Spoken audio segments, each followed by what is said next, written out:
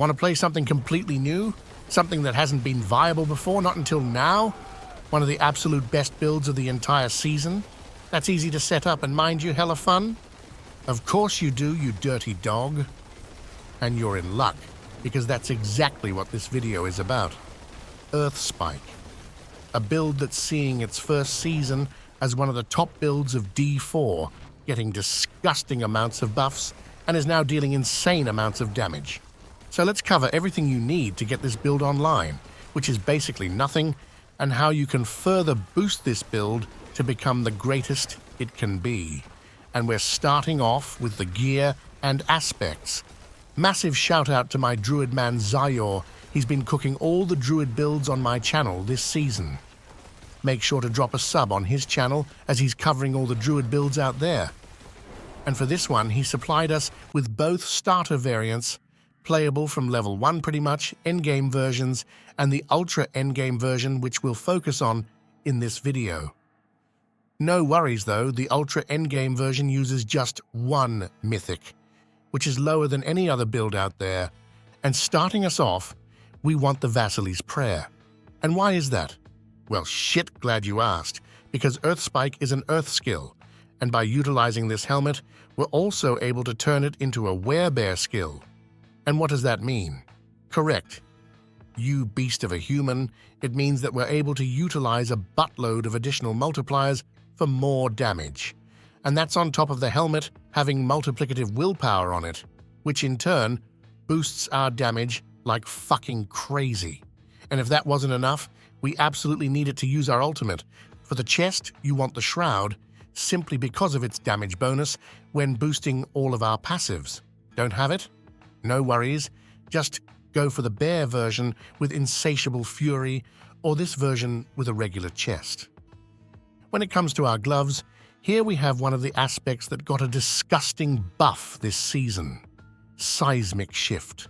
It's what allows us to spawn our earth spikes in a line in front of us. And in this season, it now spawns 2 lines doing this for big damage and clear. Combine this with the base damage of earth spike getting quadrupled, and well, you suddenly have this beast of a build. And after that, we're looking to cap out our attack speed and crit chance, where we have the lovely earth crit chance tempers to help us out with the latter. For pantaloonies, we're just slapping on a regular pair. This is so that we can utilize the hectic aspect, which resets our cooldowns with ease as long as we keep spamming our earth spikes. Now here's yet another buff this build got, the ballistic aspect. This used to be an offensive aspect, meaning we lost a buttload of damage if we used it. Now though, free earth skill ranks, as it's now an utility aspect. On top of that though, we want movement speed to become fast as fuckboy, and a bunch of willpower. Willpower in itself is great, but when combined with our helmet and a GA willpower roll on our amulet, we're getting double the value from it, so pretty solid. Next, Shard of Varathiel. While this one got nerfed, it's still fucking bonkers. It helps us cap attack speed, it brings skill ranks, and a large chunk of multiplicative damage. For the offhand, we're going to use Grizzly Rage in this build, simply because it's too fucking good, especially when we combine it with the Rabid Bear aspect, as both of these got substantial buffs this season, making the build even better. It's interesting how a build requires like 10 buffs for it to become a valid build in this game, but that's a topic for another day. Because next up is the Amulet. Here you're slapping on the adaptability aspect, willpower, and for the love of God, do your best to find one with Envenom on it. Because that passive is the best one in the entire game. 10% crit damage per rank, nothing else gets close to this. After that though, you want to start focusing on 100% uptime of Grizzly Rage via your tempers. Finally, we grab the Rampaging Werebeast and Moonrise for additional damage, continue with what we've been doing on the previous gear pieces, and finally make sure to get a lucky hit chance to make enemies vulnerable, as this will be your main way of triggering it.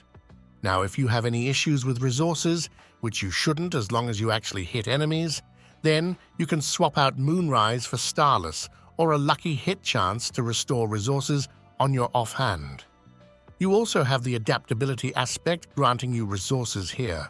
There's lots of ways to solve it, the cost of Shard of Varathiel, but those are some additional ones if you suck at the game and keep hitting nothing. With that, let's head onwards to check out some goodies, because it's nearly skill tree of fucking clock, and we better be on time. For the runes, the Ahu and Xan combo is great, allowing us to benefit from overpowers. And while overpower did get nuked this season, we as druids still benefit from it via the skill tree. More on that later. For the other setup, we're rocking Neo and but this is not a mandatory setup. It simply boosts our damage slightly, and you're free to swap it for whatever the hell you prefer. When it comes to the seasonal powers, we have some interesting combos. Firstly, we're rocking Celestial Surge for the pull-in, combined with Bloody Charm for an execute, Fractured Core to remove annoying ass resistance auras, Frigid Heart for CC, and getting additional explosions, and finally, Corrosive Vapor for some additional poison damage, which we're dealing via the Rabid Bear aspect, remember? Alright, the jewels, Idle from Below for damage, Scornful Light for damage, and Heradric Crest for some additional defense, as we don't really have any other good options. And finally, we have some important spirit boons we need to check out, because here we're getting not only a bunch of damage, but also our main way of gaining resources back via the wolf. And with that, it's skill tree of fucking clock, and you know it, man or woman. For once we're finally utilizing a basic skill, we combine it with stuns, as we're then able to dish out additional earth spikes. We then head off to the defensive skills where we have Bulwark for the barrier and insanely important Unstoppable, along with debilitating Roar for defense and a whopping 25% damage increase. Pretty solid. And of course some boring-ass passives before getting more passives, increasing our damage, and Wolves to gain additional lucky hits for our runes, and being able to tank for us. We then head off to grab a bunch of offensive passives, granting us loads of damage, combined with the best passive in the game, Envenom. Definitely grab this one, your amulet, if you can. After that, we keep on the streak of grabbing all the damage we can find. We also have Circle of Life as our main source of healing. And finally, Grizzly Rage for big stonks, and being able to use the buffed aspects and our key passive Ursine Strength, which is absolutely disgusting when paired with being able to overpower constantly. And with that, my friends, Skill Tree has been successfully completed. Before heading off to the Paragons, Mercenaries are, last time I checked, also in this game. And in this build, Raher or Subo is the way to go. Raher for defense and Subo for wallhack, and Variana for a slight attack speed bonus. And with that, let's head off to the Paragons and finalize this lovely build. In the starting board, we grab Headhunter to utilize willpower and gain some damage. Here, you'll throw in all your spare nodes once you've gotten all the legendary ones, your glyphs, and important rare and magic nodes. After that, we grab Earthen Devastation for a huge damage bonus when paired with Earth and Sky to boost the nearby damage versus crowd-controlled enemies. The next board we use is Survival Instincts for the damage and overpower damage, granting us yet another way to benefit from the latter, and slot in Keeper for some additional non-physical damage which Earthspike uses. In the next board, we find Heightened Malice, which not only grants us 35% damage, but also a buttload extra per poisoned enemy. Or well, 5% per enemy, but that's pretty much a buttload. And of course, Spirit, granting disgusting amounts of multiplicative and additive crit damage.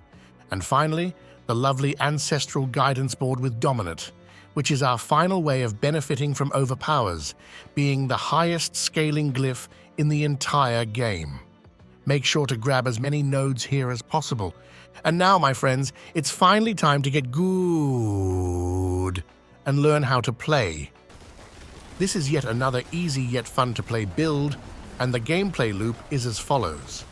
When you spawn into a pit run, you want to stack up your quick shift ranks, which you do by alternating Claw and Earthspike. Once that is complete, it's time to blast. Pop your Grizzly Rage, debilitating roar, and earthen bulwark as frequently as possible. And just blast, man. Spam Earth Spike as much as you possibly can. You have your seasonal powers to stack up enemies, and all you need to do is try to line them up best you can to nuke them down. It's easy as that. Alright, I'm done with this shit. Drop a sub to me and Zyor, and I'll see you in the next one.